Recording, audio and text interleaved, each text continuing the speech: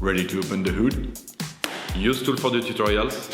And for car parts, the right idea is the Mr. Auto app. Easy, fast, and with better prices than on the website.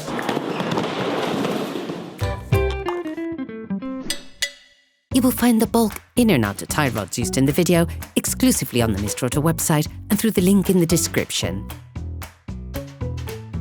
Turn your engine off and pull up the handbrake. Loosen the stud bolts on the front wheels.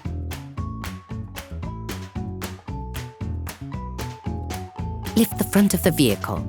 We strongly suggest watching the tutorial, raising your vehicle safely before carrying out this step. Place the vehicle on the axle stands. To be able to change the inner and outer tie rods on your vehicle, you must remove the wheels to gain complete access to the steering system.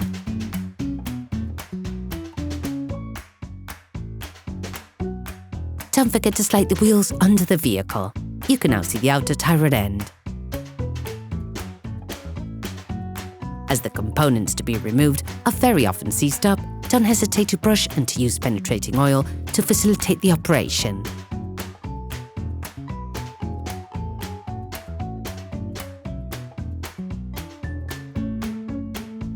With a marker, trace a line between the axle joint and the tie rod end. It will help later during the disassembly and reassembly process. Using a 24mm spanner, release the tie rod end lug nut on the inner tie rod side. Hold the tie rod end with a 22 spanner to prevent it from turning. The lock nut is there to prevent any rotation of the two parts towards each other, which could have an impact on the alignment of your vehicle. Using a flathead screwdriver, release the holding key on the castellated nut. In any case, an alignment check will have to be carried out by a professional after performing this operation. Next, remove the pin using a screwdriver. Using a socket wrench and a 17mm socket, release the holding nut on the tie rod end. If you don't have a ball joint puller, take a hammer and hit the lock nut hard just at the end of the threading.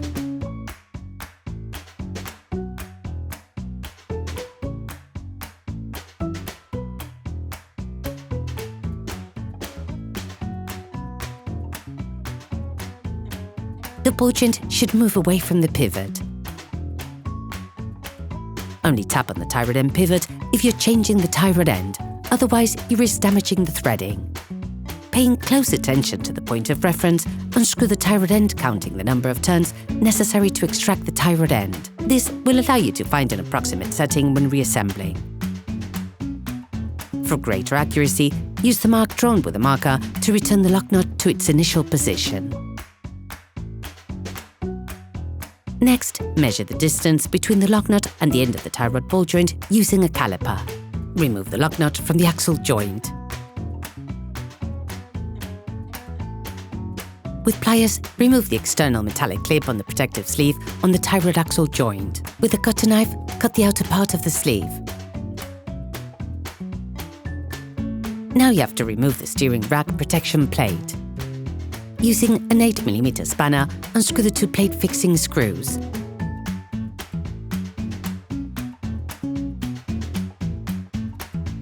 Remove the protective plate.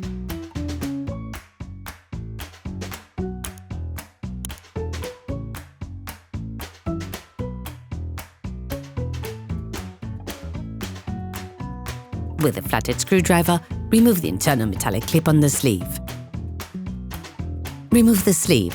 Using a tie rod ironer extractor, a specific tool for carrying out this job, you can now loosen everything without difficulty. To do this, insert the tool up to the fixed part of the tie rod, then, with a socket wrench and a long extender, force it in an anti-clockwise direction. If the tie rod axle joint is equipped with marks, release them using adjustable spanners.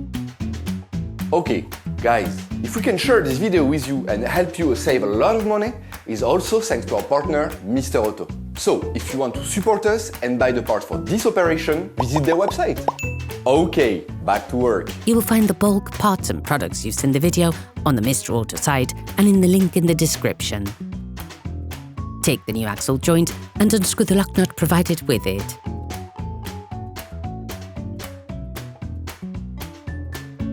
Place the stop on the tie rod axle joint. Put the tie rod axle joint back on the steering rack.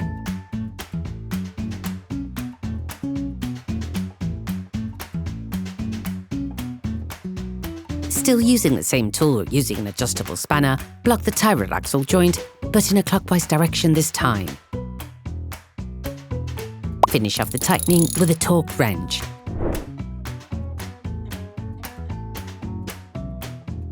Then remove the tool. Take the new sleeve. Put the internal clip back on.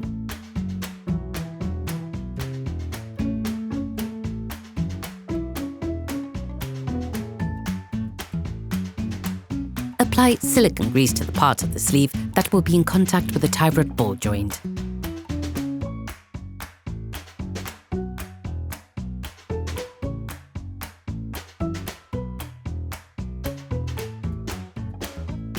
Then install the sleeve. During this operation, you will work on the steering system of your vehicle. Checks and tyre alignment when carried out by a professional will guarantee that your steering system has been perfectly aligned and is in good working order.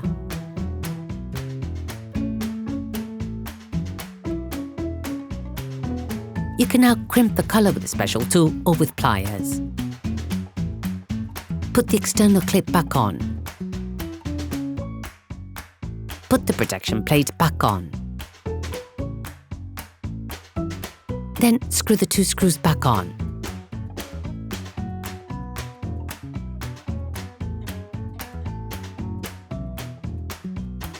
Screw the lug nut back on until the distance measured with the caliper is reached. Take the new tie rod end and unscrew the lug nut supplied with it. Put the tie rod end back in place, making the same number of turns as counted during disassembly.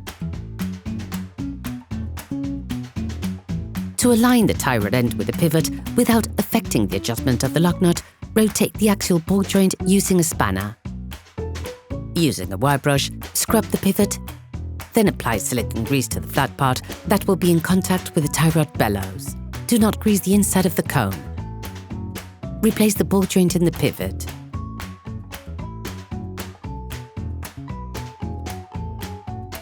Assemble the lock nut supplied with a new part and tighten it using a socket wrench and a 17mm socket. Finish off the tightening with a torque wrench. Take the new key and put it in place within the castellated nut. Bend the pin using a screwdriver.